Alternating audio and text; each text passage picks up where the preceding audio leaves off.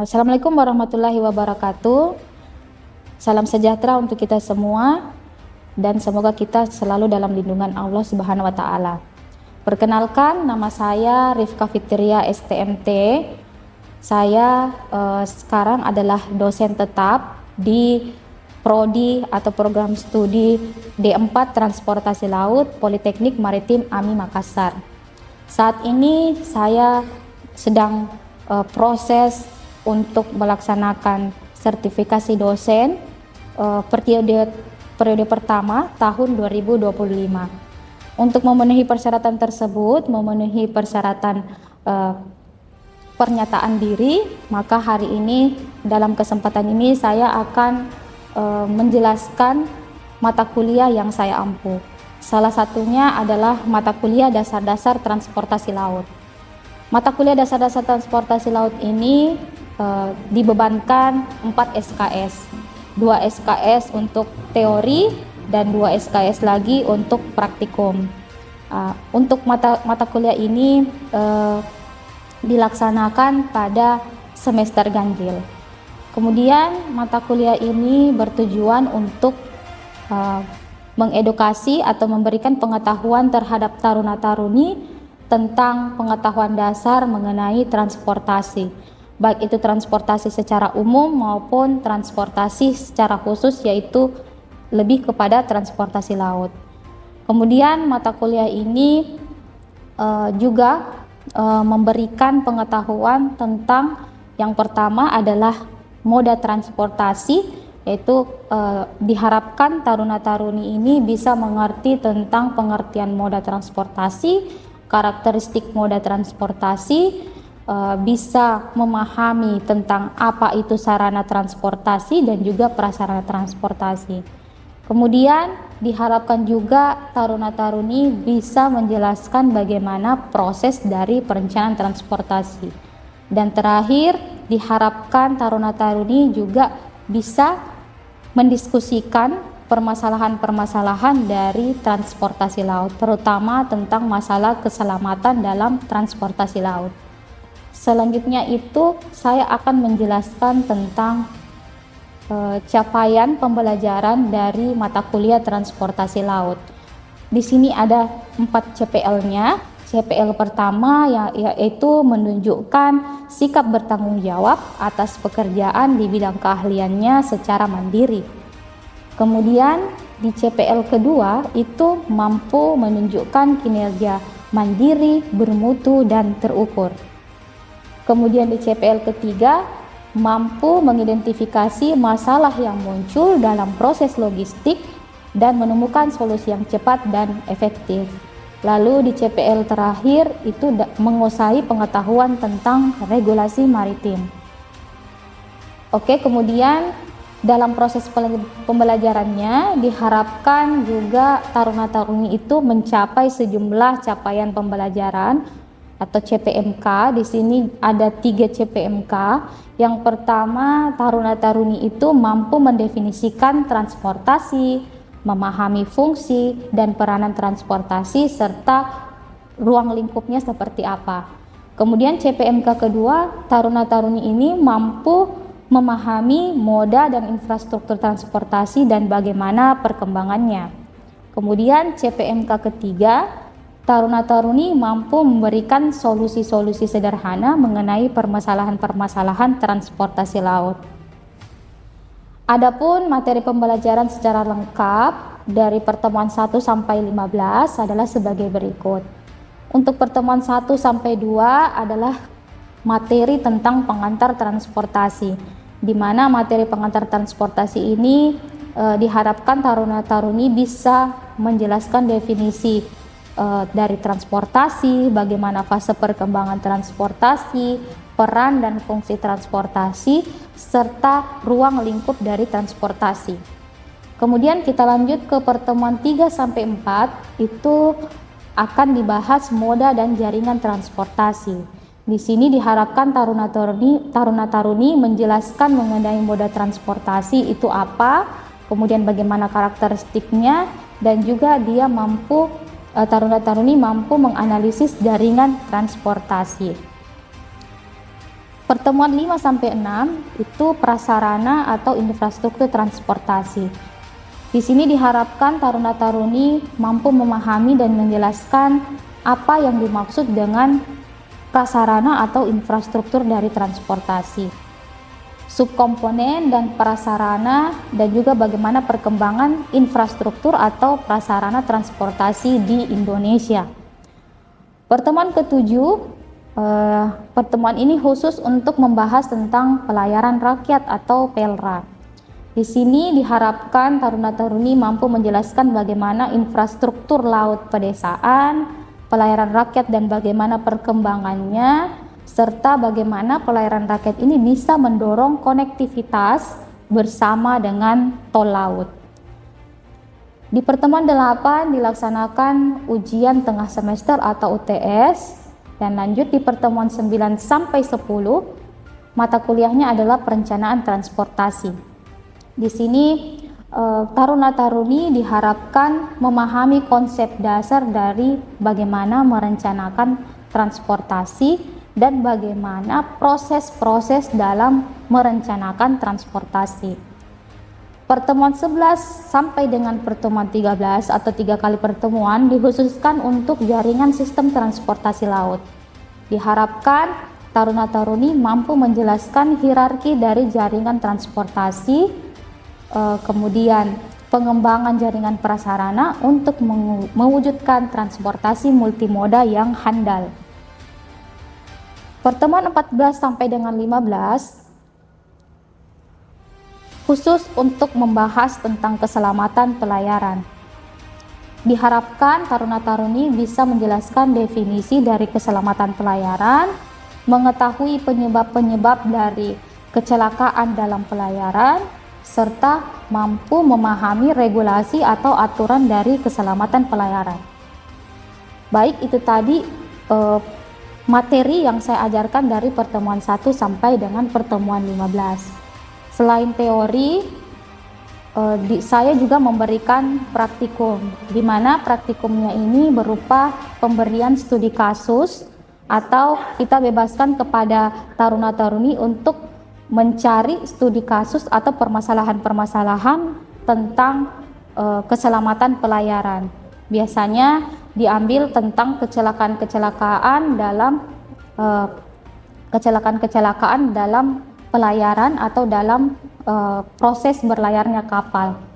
Setelah didapatkan studi kasusnya, akan diberikan waktu untuk mempresentasikan hasil dari pencarian studi kasusnya, bagaimana kronologinya, apa penyebabnya, faktor-faktornya, kemudian bagaimana solusi dan regulasi yang harus diterapkan.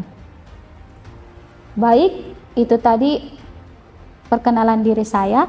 Selanjutnya kita akan simak video tentang pembelajaran dasar-dasar transportasi laut. Terima kasih banyak. Assalamualaikum warahmatullahi wabarakatuh.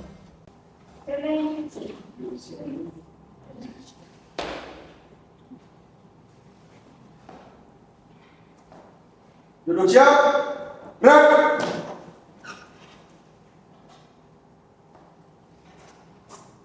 Lapor TL1A jumlah 16. Siap mengikuti pelajaran. Lanjutkan. Sebelum kita mulai pelajaran, mari kita berdoa menurut agama masing-masing. Berdoa, mulai. Selesai. Duduk, istirahat, gerak.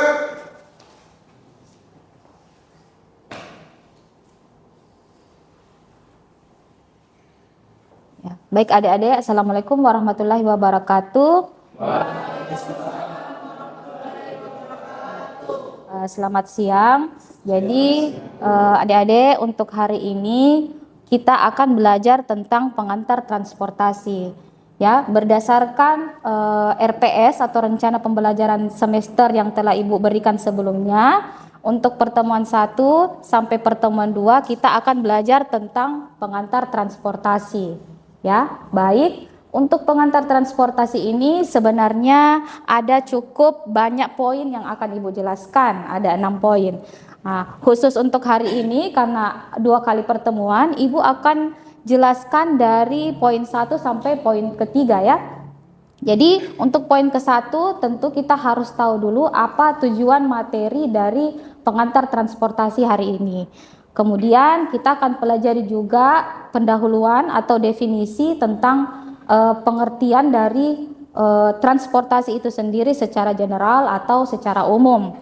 Kemudian setelah adik-adik mengerti apa definisinya, lalu kita lanjut ke poin ketiga tentang fase perkembangan transportasi. Fase perkembangan transportasi di sini artinya kita akan melihat tahap-tahap perkembangan transportasi dari zaman dahulu sampai sekarang seperti apa prosesnya.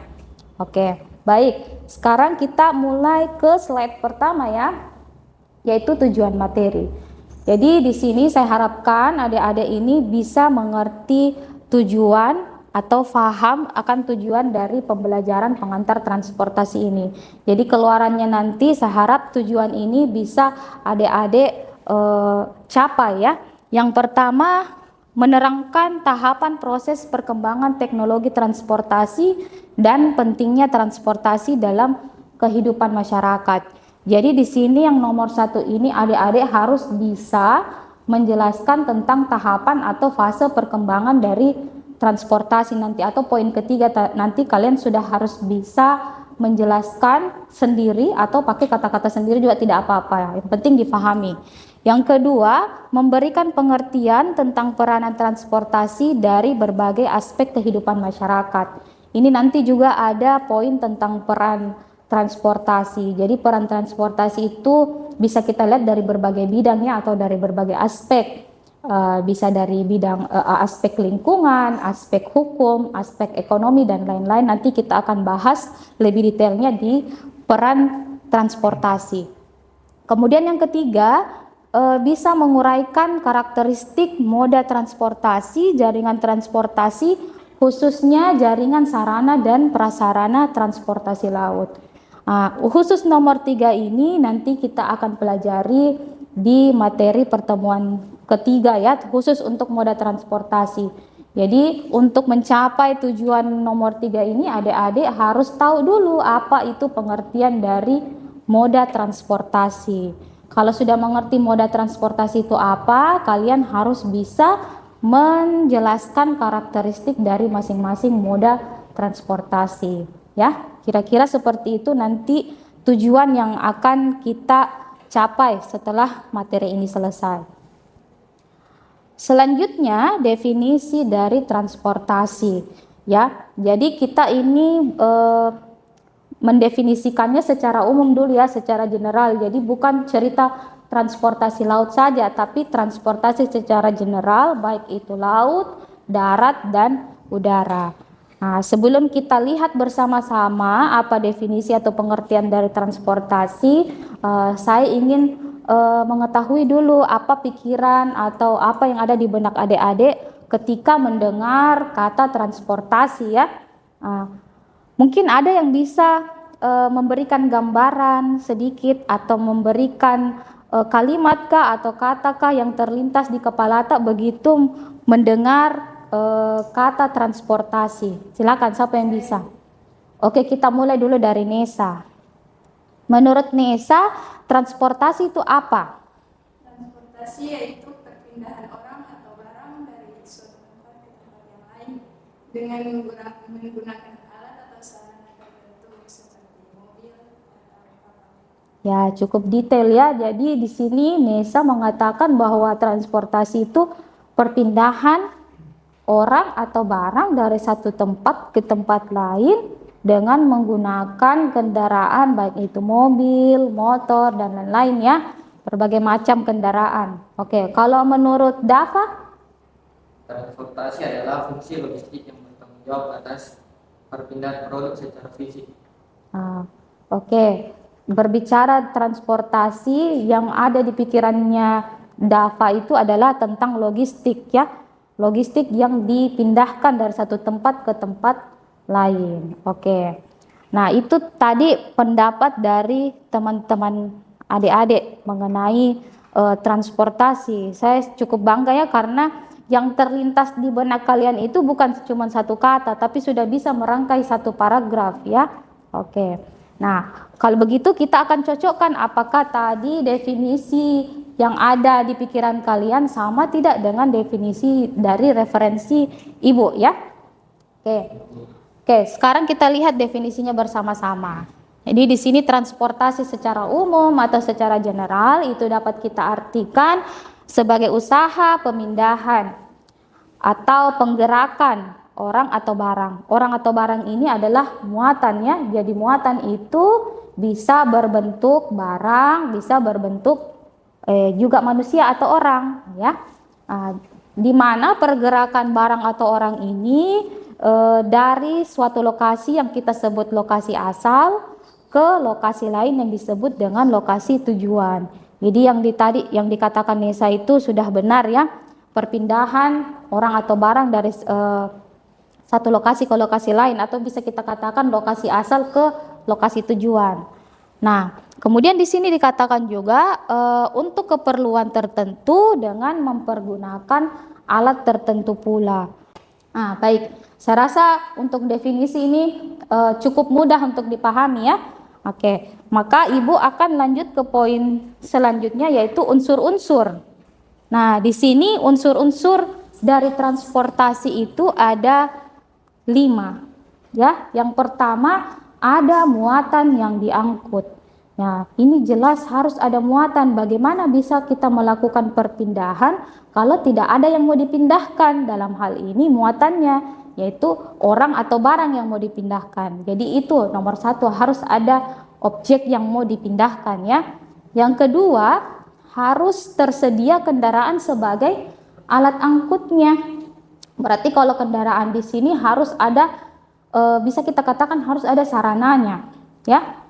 Nah, sarana di sini adalah itu nih alat angkutnya atau kendaraannya, bisa berupa motor, mobil dan segala macam. Kemudian yang ketiga, tersedia jalan atau jalur yang dapat dilalui. Nah, kalau tadi ada sarana, berarti selanjutnya harus ada prasarana. Ya, tersedia jalan atau jalur di sini artinya prasarana yang harus ada. Jadi walaupun sudah ada muatan, sudah ada kendaraan, tetapi tidak ada akses atau tidak ada jalur, tidak ada jalan, ya tidak akan terjadi yang namanya proses transportasi. Kemudian yang keempat, tersedia terminal asal dan terminal tujuan. Sebenarnya nomor 4 ini bisa juga kita masukkan dalam kategori prasarana ya. Jadi kalau kamu nanti mau membuat unsurnya jadi 4, boleh ya. Mau didetailkan jadi 5 seperti ini boleh. Semuanya benar ya. Nah, jadi tersedia terminal asal dan terminal tujuan. Ini tadi maksudnya ada lokasi asalnya, ada lokasi tujuannya. Yang terakhir, sumber daya manusia dan organisasi atau manajemen yang menggerakkan kegiatan transportasi tersebut. Jadi nomor 5 ini itu juga sangat penting Adek. Jadi semua sudah lengkap, ada muatan, ada sarana, prasarana. Tetapi kalau tidak ada yang mengatur, tidak ada organisasi, tidak ada manajemennya, maka sama saja kita melakukan perpindahan tempat, perpindahan orang atau barang secara semraut karena tidak ada yang mengatur, tidak ada organisasi, tidak ada regulasinya, ya. Oke, baik. Jadi Ibu bisa membuatkan kalian kata kunci dari 1 sampai 5 ini secara ringkasnya. Nomor 1 ada muatan. Tuh, unsur yang pertama muatan. Unsur yang kedua adalah kalau dilihat di sini kan kendaraan berarti sarana. Yang ketiga ada jalan berarti prasarana. Ya, jadi prasarana di sini bisa jalan dan bisa juga terminal. Jadi kita bisa satukan nomor 3 dan 4 ini dalam kategori prasarana. Yang keempat adalah ada sumber daya manusia atau ada organisasi, manajemen. Atau bisa juga secara ringkas kamu bilang harus ada regulasi atau aturan. Toh? Jadi nomor 1 muatan, nomor 2 sarana, 3 prasarana, yang keempat ya regulasi atau aturan ya. Oke, bagaimana, sudah paham ya dari definisi sampai unsur-unsur. Oke. Nah, kita bahas fase perkembangan transportasi. Ini juga tadi adalah salah satu tujuan yang ingin kita capai, bagaimana kita bisa menjelaskan tahapan atau proses dari perkembangan transportasi. Baik, di sini fase perkembangan atau tahap transportasi itu ada 5 tahap ya.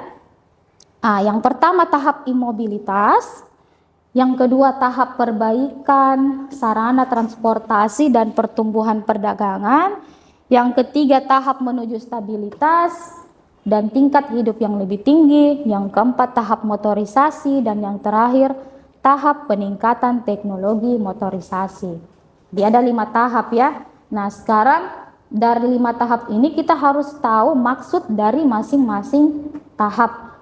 Ya, kita mulai dari tahap pertama, ada tahap imobilitas. Nah, kalau tahap imobilitas di sini, ya namanya fase perkembangan, berarti kita mulai dari tidak ada dulu apa-apa, belum ada transportasi, toh. Nah, jadi untuk tahap imobilitas di sini artinya belum ada pergerakan, Adek. Jadi tahap di mana ada perdagangan, ada kegiatan perdagangan, tetapi masih tertutup. Bagaimana maksudnya masih tertutup? Artinya perdagangannya itu hanya di daerah-daerah situ saja, tidak bisa keluar, pemasarannya tidak keluar, atau tidak terdistribusikan barangnya keluar. Kenapa? Karena masih tertutup aksesnya untuk bisa mendistribusikan barang keluar. Nah, jadi itu yang dimaksud dengan tahap imobilitas, tahap di mana perdagangannya itu masih tertutup, masih hanya di dalam satu daerah saja. Apa dampaknya kalau perdagangan hanya dalam satu daerah saja? Berarti perekonomiannya tidak akan tumbuh kan, di situ-situ saja bergerak, tidak didistribusikan keluar, tidak dipasarkan keluar, sehingga ya ekonomi di daerah tersebut juga rendah. Nah, seperti itu ya maksud dari tahap imobilitas, tahap di mana perdagangan masih tertutup, kegiatan perdagangan masih di satu daerah saja karena belum bisa didistribusikan keluar, diakibatkan belum ada transportasi yang bisa menyalurkan perdagangan tersebut keluar daerah. Oke. Terus yang kedua, tahap perbaikan sarana transportasi. Berarti di sini sudah ada namanya perbaikan ya. Nah, untuk tahap kedua ini artinya pertumbuhan akan perdagangan itu sudah semakin berkembang. Ya, sudah sangat berkembang sehingga sangat kita perlukan perbaikan baik itu sarana dan prasarana transportasi. Jadi sudah bergantung kita dengan yang namanya sarana, sangat kita perlukan karena sudah pesat sekali kegiatan perdagangan. Perlu dipasarkan keluar, sehingga perbaikan itu diperlukan. Ya, perbaikan apa?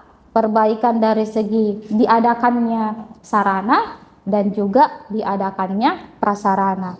Ya, atau pembangunan infrastruktur, sama diartinya dengan pembangunan prasarana, Adek ya. Yang ketiga, tahap menuju stabilitas dan tingkat hidup yang lebih tinggi. Nah, kalau yang menuju stabilitas ini artinya kita sudah sangat ketergantungan dengan yang namanya transportasi. Bahkan di tahap ini kita sudah memerlukan transportasi yang mekanisasi transportasi.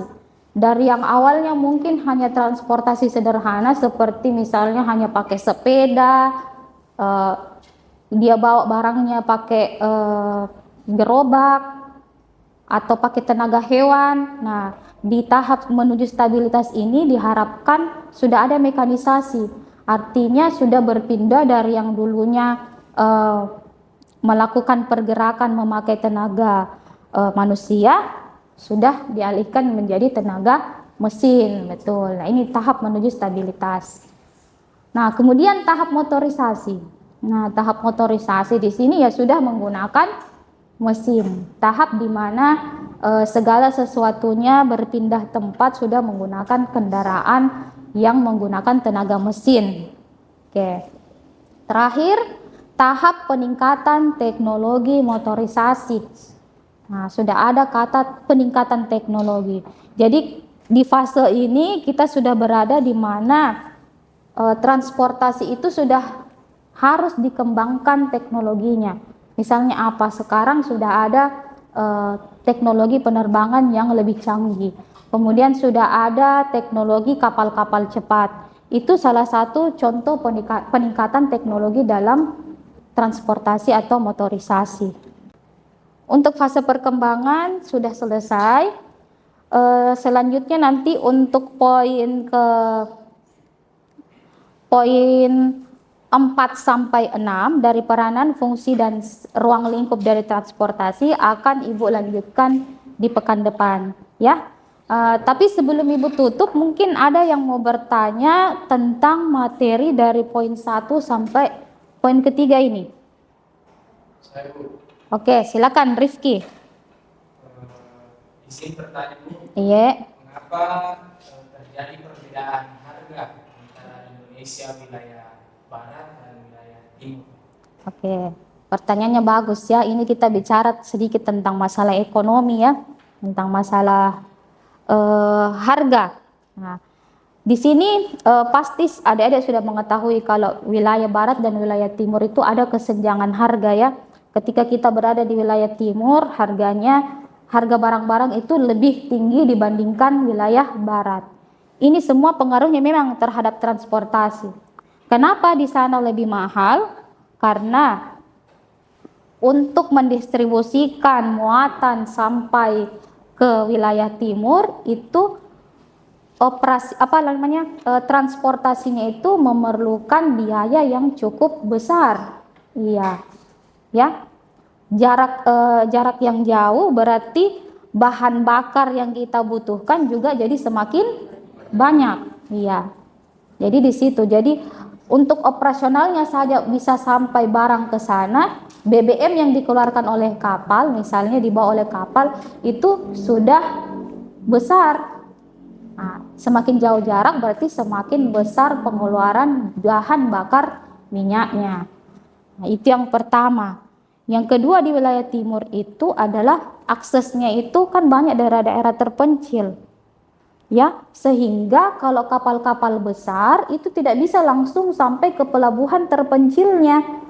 Kapal-kapal besar itu kan hanya bisa berlabuh di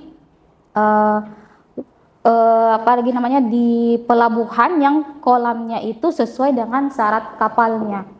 Ya, atau kapal besar ini dia tidak bisa berlayar pada kedalaman yang dangkal.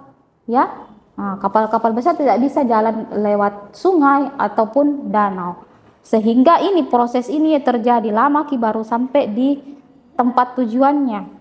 Berarti harus transit, harus menggunakan lagi bantuan dari kapal-kapal pelra, iya, kapal-kapal pelayaran rakyat. Nah, jadi sudah prosesnya transit itu bisa memakan waktu yang lama sehingga juga berpengaruh terhadap harga. Nah, jadi dua alasan mengapa harga di wilayah timur itu jadi cukup tinggi. Yang pertama, biaya operasional untuk membawa barang ke sana juga besar. Yang kedua, proses dari pengangkutan barang menuju ke daerah pedalaman itu juga cukup sulit. Sehingga harganya dinaikkan. Ya, seperti itu ya Rifki. Siap. Ya, baik. Baik adik-adik, jika tidak ada lagi pertanyaan, saya rasa cukup ya pertanyaan tadi Rifki mewakili, maka pertemuan hari ini kita akhiri. Selanjutnya Ibu akan absen. Kemudian saya akhiri materi hari ini dengan ucapan Alhamdulillahirabbil alamin. Assalamualaikum warahmatullahi wabarakatuh.